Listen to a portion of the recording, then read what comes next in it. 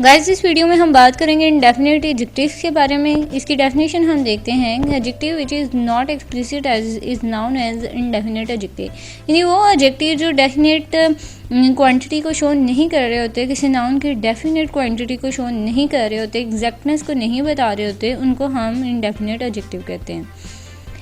तो इसकी एग्जांपल हम देखते हैं कि there are several mistakes in your exercise, यानी यहाँ पे हमने सेवरल का वर्ड यूज़ किया है, यानी हमने डेफिनेट बिल्कुल एग्जैक्ट नहीं बताया कि कौन कौन सी तुमने एक्सरसाइज में मिस्टेक्स की थी। हमने कहा है कि तुमने बहुत ज़्यादा कर दी थी, यानी हमने डेफिनेट चीज़ नहीं बताई उसे, तो इसलिए हम कह सकते हैं कि ये इंडेफिनेट एडजेक्टिव है।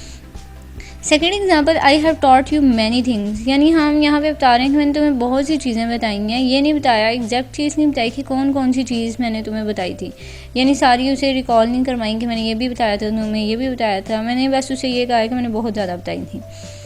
Third example, here are some apples, यहाँ सम एप्पल्स जो है वो नाउन है, तो यहाँ सम जो है वो एप्पल के लिए यूज़ हुआ है। तो ये भी यहाँ पे भी मैंने कोई एग्जैक्ट बात नहीं बताई कि इतने एप्पल्स पड़े हुए हैं या कितने ज़्यादा 6 हैं या 5 हैं या 10 हैं। मैंने कहा सम एप्पल्स, तो सम जो है वो एग्जैक्टनेस तो शो नहीं कर रहा है, इंडेफिनेट चीज़ है, इसलिए हम कह सकते हैं कि ये सम, मैनी, सेवरल जो हैं वो इंडेफिनेट एडजेक्टिव्स हैं।